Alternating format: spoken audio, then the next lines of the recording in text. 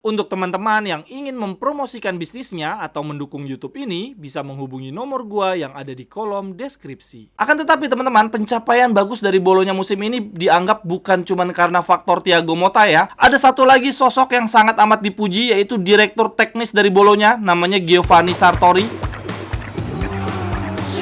Jerewetan ceking kita, nyerewetin apa aja.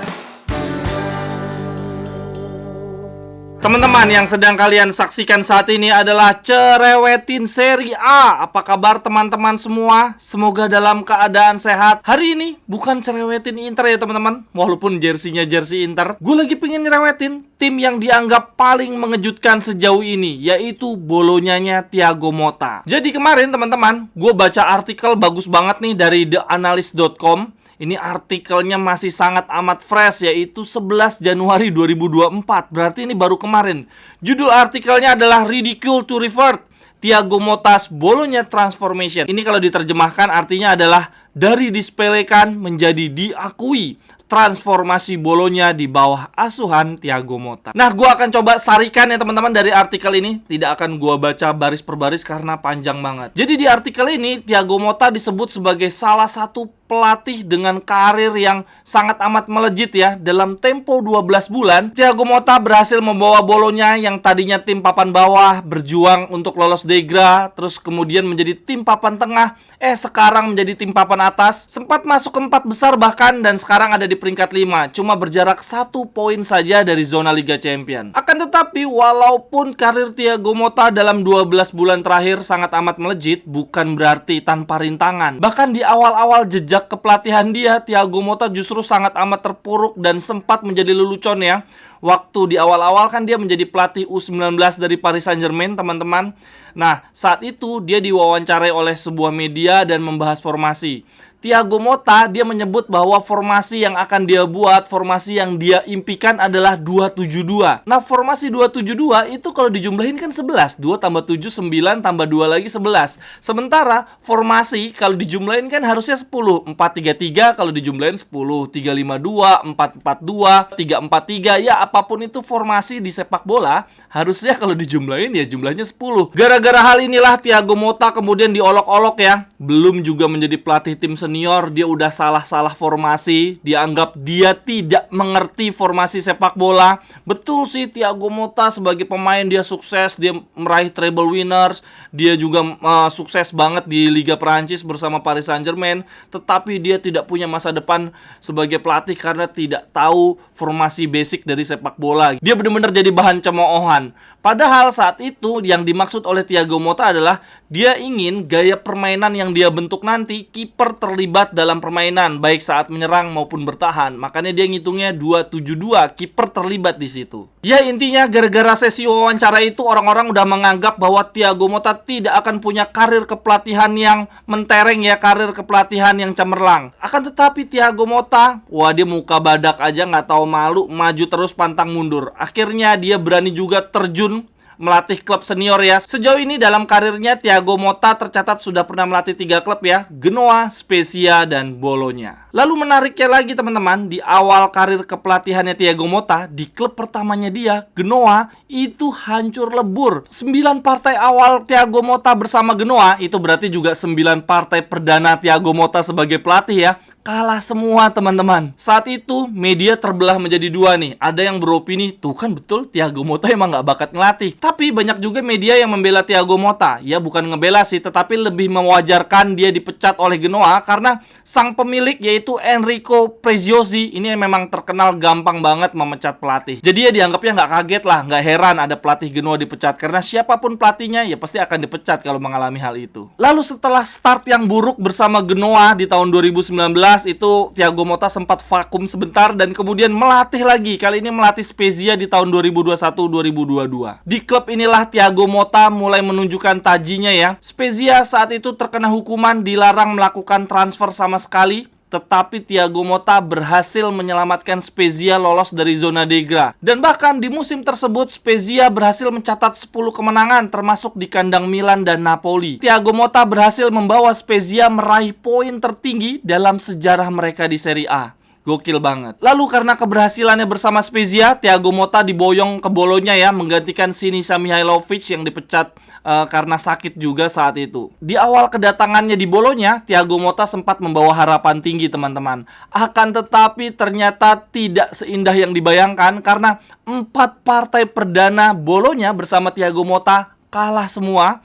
Dan saat itu posisi Bolonya turun jauh sampai dengan ke peringkat 17. Nah saat itu fans Bolonya mulai ketar-ketir ya, mulai meragukan kemampuan dari Thiago Motta. Akan tetapi sejak kekalahan keempat tersebut, perlahan tapi pasti Bolonya mulai naik ya, mulai sering meraih kemenangan. Dan gokilnya di akhir musim Bolonya finish di peringkat 9. Lalu yang luar biasanya lagi, itu adalah raihan posisi tertinggi Bolonya selama 11 tahun terakhir. Sebelumnya selama 11 tahun terakhir Bolonya tidak pernah finish di peringkat 9, selalu ada di bawah 9. Artinya dalam waktu singkat Thiago Motta langsung menciptakan 2 sejarah ya. Yang pertama adalah raihan poin tertinggi Spezia di Serie A. Lalu yang kedua memecahkan rekor bersama Bolonya ya, finish di peringkat 9, yang mana dalam 11 tahun terakhir tidak pernah setinggi itu. Sejak saat itulah Thiago Motta mulai mendapatkan tempat tersendiri ya di publik Renato Del Ara. Dan akhirnya di musim ini semakin menjadi-jadi. Pencapaian luar biasa dari Bolonya musim ini bukan hanya bertengger di peringkat 5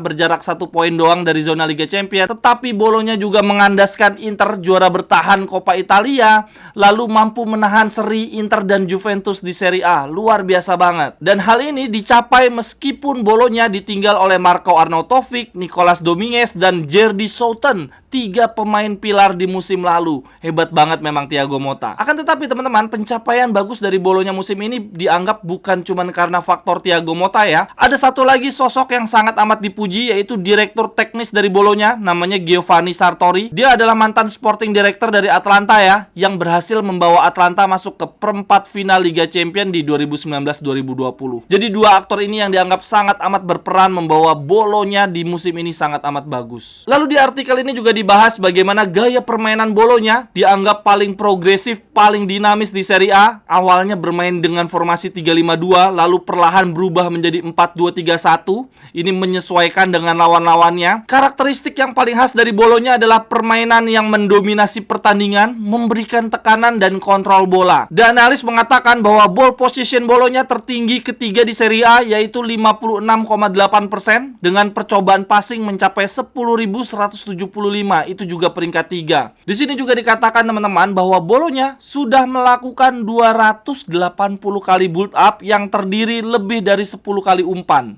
Oh, jadi yang disebut build up itu kalau umpannya udah lebih dari 10 kali teman-teman. Hanya Inter yang lebih tinggi dibandingkan Bolonya, yaitu 296. Wah, ternyata tim kesukaan kita ini paling tinggi teman-teman dalam hal build up. Lalu dari sisi statistik, Bolonya juga sebagai tim paling banyak kedua dalam menyentuh bola, 13.500, hanya kalah dari Napoli 13.580. Lalu di sini dikatakan juga bahwa Bolonya sangat sabar dalam membangun serangan, sama sekali tidak terburu-buru. Kecepatan Bolonya dalam membangun serangan berada di peringkat kedua terbawah, yaitu selama 1,65 detik. Nah, jadi itu ciri khas dari Bolonya ya teman-teman menurut The Analyst, yaitu ball position, kontrol bola, dan sabar. Jumlah ball positionnya ada di peringkat 2, di bawahnya Inter. Jumlah menyentuh bolanya juga ada di peringkat 2, di bawahnya Napoli. Dan juga sangat sabar dalam membangun serangan, cenderung lama bahkan ya, berada di peringkat kedua paling bawah dalam hal kecepatan membangun serangan, yaitu selama 1,65 menit. Lalu di sini juga dikatakan bahwa selain ball position, kelebihan dari Bolonya adalah kemampuan Motta mengembangkan pemain-pemainnya. Ada 3 pemain kunci. Yang pertama adalah Calafiori, bek kiri yang dibeli dari Basel, lalu diubah oleh Thiago Motta menjadi bek tengah. Di artikel ini dikatakan bahwa Calafiori bersama siapapun partnernya sebagai center bek tengah sangat amat rajin membantu serangan ganti-gantian, tetapi tidak melupakan sisi pertahanan. Buktinya adalah dari sisi statistik, Calafiori berada di peringkat kedua sebagai bek yang paling sering merebut bola, yaitu sebanyak 108 kali.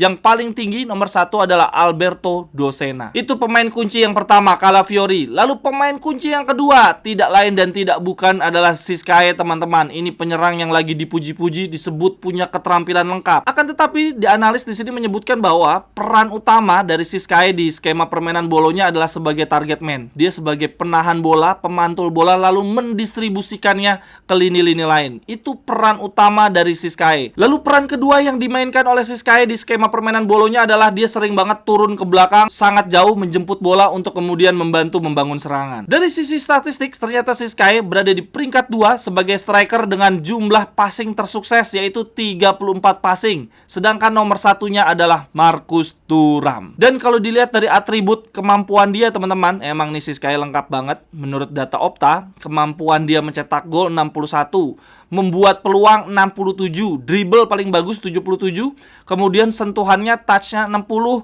defensive contributionnya juga cukup tinggi kayak Lautaro nih 69, kemampuan memenangkan penguasaan bola dikasih nilai 55, memenangkan duel 43, kemudian sentuhan di kotak penalti 61 dan shot 48. Jadi kalau dilihat dari nilainya ya, dari rating atribut-atribut dia sebagai seorang striker, ya kayaknya nggak ada yang mencolok-mencolok banget. Paling tinggi dribble itu juga cuma 77. Akan tetapi dia juga tidak punya kekurangan. Jadi memang bener banget Siskay adalah striker yang komplit. Lalu pemain ketiga yang dianggap sebagai kunci sukses permainan dari Bolognanya Thiago Motta adalah Louis Ferguson. Di sini dikatakan Louis Ferguson adalah pemain yang paling berperan atas perkembangan dari Siskay. Pemain internasional Skotlandia ini bermain tepat di belakang penyerang dan selalu siap menyelinap ke kotak penalti atau menarik perhatian penjagaan center back lawan. Akan tetapi di sini juga dikatakan Louis Ferguson punya kemampuan dengan caranya sendiri untuk membahayakan gawang lawan, dan itu terlihat dari jumlah golnya bersama Rossoblu yang sudah mencapai 11 gol. Dan bahkan dilihat dari expected goal non penalti, Louis Ferguson tertinggi di Serie A yaitu 3,84, dan jumlah shot yang telah dia buat sebanyak 37 adalah yang tertinggi di antara gelandang-gelandang Serie A lainnya. Jadi 3 pemain kunci dari Thiago Motta ya, yaitu ada Calafiori, center back tengah yang rajin membantu serangan, tapi dia juga tidak melupakan sisi pertahanan, bahkan jumlah kemenangan dia dalam merebut bola tertinggi kedua di Serie A. Lalu di lini depan ada Siskay sebagai striker komplit, dia bisa menjadi target man ya, penahan bola maupun jemput bola ke belakang.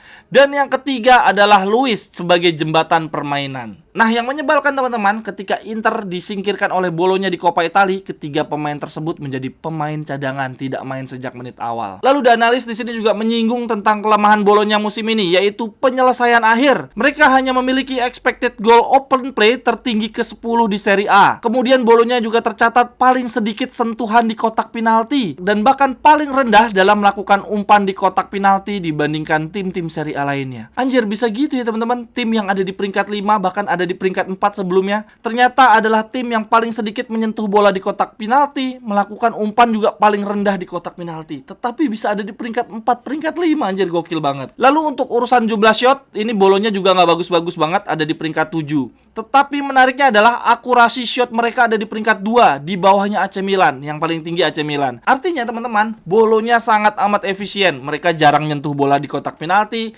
jarang ada umpan-umpanan di kotak penalti, nge-shoot juga jarang-jarang. Akan tetapi yang bikin mereka bisa tetap ada di level tertinggi adalah efisiensi. Peluang boleh sedikit, yang penting mencetak gol. Itu terlihat banget di partai Inter melawan Bologna ya di Coppa Italia kemarin. Buset deh, peluang mereka dikit banget tapi gol semua. Lalu sebagai rangkuman di sini dikatakan bahwa 3 kekalahan di liga di 19 giornata awal ini dan kemudian tidak terkalahkan di 10 giornata awal merupakan pencapaian terbaik dalam sepanjang sejarah Bologna. Dan atas prestasinya sampai dengan paruh musim ini, Super Komputer Opta memberikan peluang 41% untuk Bologna bisa bertahan di zona Eropa. Dan ini memang selaras dengan target Thiago Motta ya. Dia dengan gamblang mengatakan ingin membawa Bologna untuk pertama kalinya bermain di kompetisi Eropa. Ini kalau teman-teman lihat di layar, menarik banget, ada tabel dari Super Komputer Opta ya. Mereka membuat persentase ya, berapa persen sih peluang sebuah tim bisa bertahan di posisi tertentu.